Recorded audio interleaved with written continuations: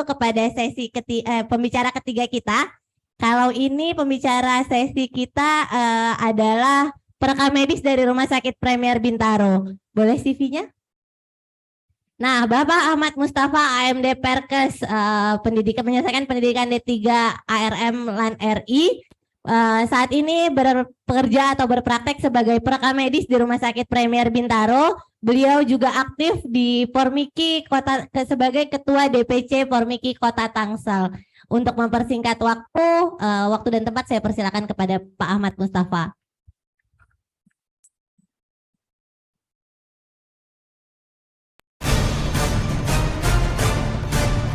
Berdiri ya.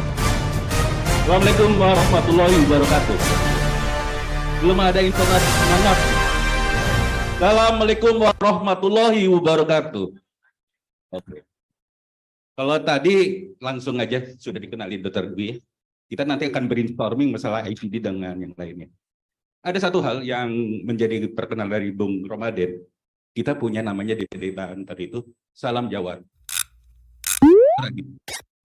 Jadi RSPB sendiri punya namanya juga Bang Aden, yaitu terutama kadang pengalaman kepada pasien.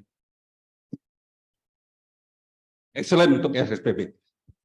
Terima kasih kepada teman-teman yang setia di online maupun di offline di sini, misi antusias dalam mengikuti seleksi seminar ini. Oke, slide-nya, Mbak.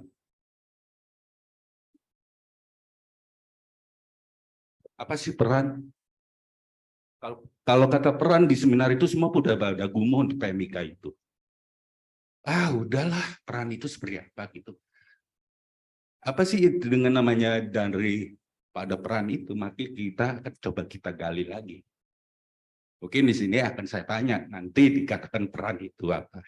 Tapi bukan teman-teman dari teman-teman dari PPK atau dari yang lainnya, tapi orang-orang PMIK. Oke, inilah yang kita berada sekarang ini.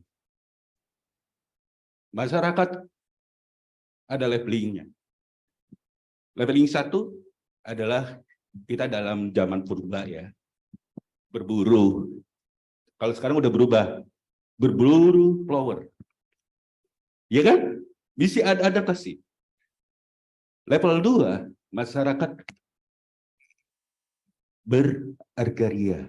Bertanam, tetap kita bertanam juga investasi, ya kan? Tapi kalau level 3 kita mesti ada hidup yang ada saat ini, yaitu namanya ada kereta api, uap, listrik. Tapi sekarang ada namanya motor listrik, ya kan? Kemudian zamannya kita nih yang mesti hidup di sekarang ini, level 4. Kita kalau nggak ada internet mati deh.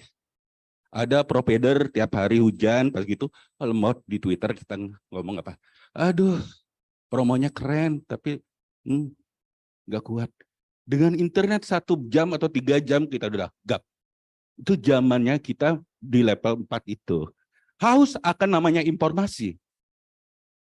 Di mana kita saat berada transisi saat ini? Kita akan realisasinya ke masyarakat 5. Yaitu dengan namanya masyarakat cerdas, super cerdas, informasi ada. Oke. Sorry. Nah, inilah yang saya gali untuk mengenalkan teman-teman dari teman-teman role model perekam medis dan informasi kesehatan atau PMIK itu seperti apa sih? Karena apa? Yang tadi saya peran. Di sini ada PMIK kan? Peran itu kalau di level 3 apa sih? Dari 7 kompetensi ada yang bisa jawab? Karena di setiap seminar pasti dibawa dengan peran ya. Peran bercinta bikin kita. Bukan itu kan? Peran. Ya itulah. Akhirnya akan gagap dengan peran, akhirnya gagap dengan kewahaman. Disinilah saya gali. Peran itu sebenarnya aktivitas. Dibuat di dalam sebuah lembaga atau organisasi sendiri. Tapi ingat, tetap ada rule aturan mainnya. Kenapa? Tidak akan ada korelasinya kemampuan dibutuhkan untuk dilakukan. Itu nanti ada korelasi dengan kompetensi. Di pesan ini, di slide ini, kompetensi peran adalah kompetensi yang disyaratkan di individu dapat berhasil sesuatu, posisi, peran, serta jabatan spesifik. Undang-undang Omnibus Law Kesehatan kita melihat nanti supernya kita seperti apa. Negotiable dengan gaji kita aja seperti apa. Tapi OP kita monitor tidak. Kompetensi kita menilai nggak? Nah itu nanti akan kata Pak Aden bilang nanti. Kita kupas tuntas ya Bung. Oke, nah ini kompetensi. Di sini ada dari rekan pendidik juga. Terima kasih Bu Indah. Kalau kita bicara Miller, piramida Miller akan bicara tuh. Saya gabungkan ini. Bagaimana manusia PMIK yang beradab dan bermartabat. Satu, piramida Miller itu mengupas apa? Satu, yang tidak tahu jadi tahu. Yang sudah tahu menjadi expert. Tapi tidak lepas dari aktualisasi, skill, maupun keilmuan. Nanti akan lahir ada yang namanya pemula, apa yang namanya profesional. Nah di sini yang tadi saya bilang, peran itu ada aturan dan norma. Di kita, dari Formiki sendiri atau dari itu ada regulasi yang terbaru. Tahun 2020 ya. Bisa baca teman-teman di situ. AK 0107 Menkes ada 7 parameter. Dan di sini melihat teman-teman pasti udah terbiasa gitu. Tadi saya jawab yang level 3 aja diam. Jadi sudah terbiasa diam. Oke. Kenapa saya melihat lagi? Kalau kita sadarin secara tidak langsung, kita base test. Kenapa sih harus beringin? Kenapa sih logonya yang lain bukan? Bahasa Latinnya sih kalau kita lihat itu adalah Ficus benyaminia atau pohon beringin yang mana mengakar rumput. Kalau di bahasa politik yaitu adalah pemersatuan. Tapi kita di sini 7 parameter harus bersatu. Karena akan menghasilkan apa? Primary informasi manajemen. Secara akal kita itu punya. Kalau bahasa orang Islam itu kafaah, punya ilmu. Dalam arti kata mendarah daging keilmuan kita seorang PMIK. Kemudian giroh, kita cemburu kalau profesi kita diambil. Maaf ya. Maksudnya kita jangan sampai seperti itu. Karena girohnya kita itu ada di situ semua gitu. Sekarang saya tanya coba. Peran PMIK dengan digitalisasi apa? Sebenarnya simpel. Tidak perlu konsel. Tidak perlu konfirmasi kalau kita tahu 7 parameter itu. Karena apa? Dengan digitalisasi, dengan rekam medis elektronik, pasti ada perbedaan, penyampaian, dan penyimpangan. Yuk duduk bareng dengan kami. Itu kuncinya peran PMIK. Bagaimana peran PMIK dengan BPJS? Saya harus jadi koder yang benar. Saya selalu dengan Dr. Dwi mengatakan, koder adalah koder. Saya mau untuk verifikasi untuk apa? Itulah seorang profesional. Oke. Terima kasih Dr. Dwi. Oke. Ini mati-mati aja. Oke.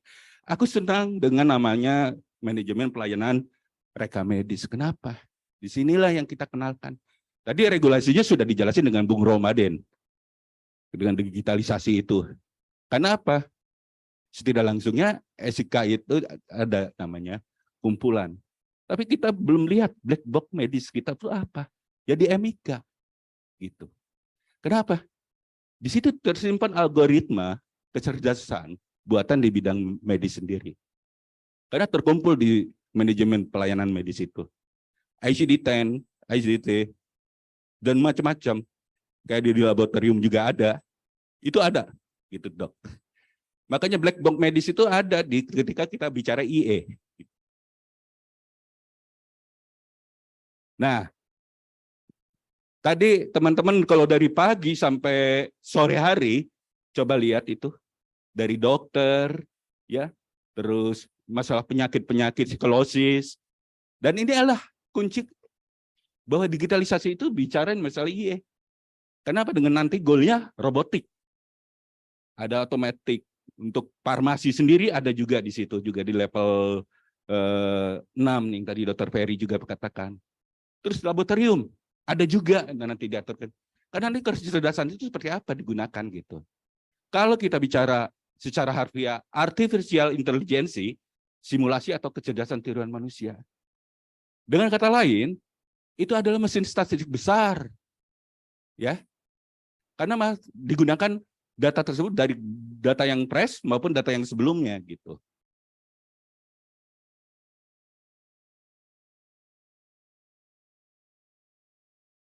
Nah, ini IE yang ada di Rumah Sakit Primer Bintaro. Karena apa? Dengan goalnya kita di sini, kita sumber daya manusia di Bintaro ini mempunyai konsep. Yang tadi saya bilang tempo hari, di awal-awal, maaf, bahwa kita itu SDM-nya, yaitu dengan manajemen, dengan SDM-nya, ini advertising kita. Bahwa IE yang dikenalkan di Rumah Sakit Bintaro itu udah IMR, IHR, PIHAR, ya kan? Di situ udah digitalisasi dan merangkap nanti akan ada di portal HP. Bahwa teman-teman di situ. Jadi kalau tadi masuk ke ruang lobby ada yang samar, ada yang digital gitu. Terus ada lagi teman radiologi itu Tesla dengan 3D-nya itu korelasi dengan namanya robotik. Itu yang menjadikan buat kita jenis-jenisnya nanti karena apa kita punya moto the future healthcare is now.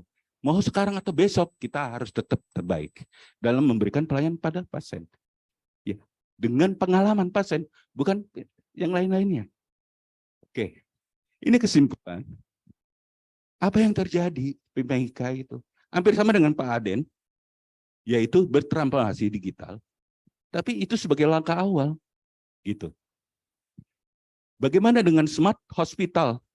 Itu dukungan infrastruktur dengan sumber daya manusia kesehatan yang benar-benar terintegrasi. Itu tidak mungkin. Karena dengan masyarakat 05 sendiri itu masyarakat super cerdas. Efeknya juga mungkin akan cerdas juga dengan digitalisasi. Hukumnya seperti apa? Ada yang jadi bahan pemikiran saya pribadi atau teman-teman di Banten juga. Untuk merumuskan itu harus ada komunikasi awal dan konsultatif, kemudian konsisten dengan kolaboratif dengan rekan dan teman sejawat dan berkomitmen menuju teknologi transfer atau transfer teknologi atau ahli media segala macam. Disitulah kita harus berpikir. Langkah-langkah itu yang perlu, yang kita lakukan. Kenapa? Manajemen komunikasi atau speak up kadang-kadang gampang secara teori, tapi nantinya nggak bisa kalau ketemu kita. Itu.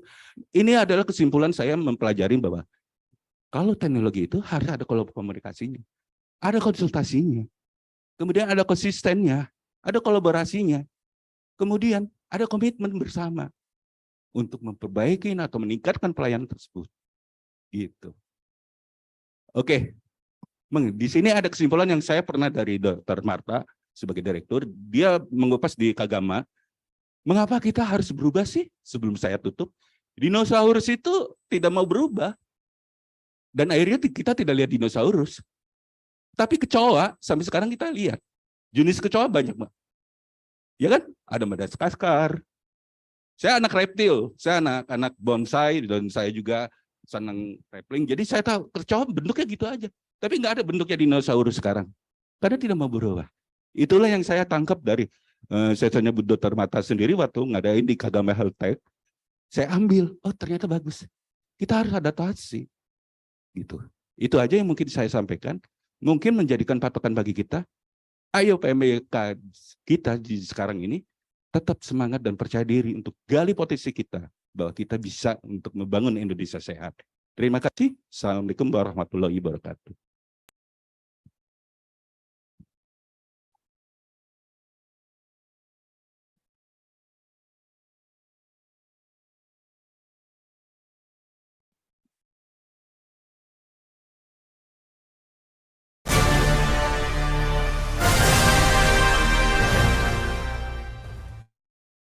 Ya, terima kasih kepada Pak Ahmad Mustafa atas pemaparan materinya. Teman-teman sekalian, pastinya masih semangat ya untuk mengikuti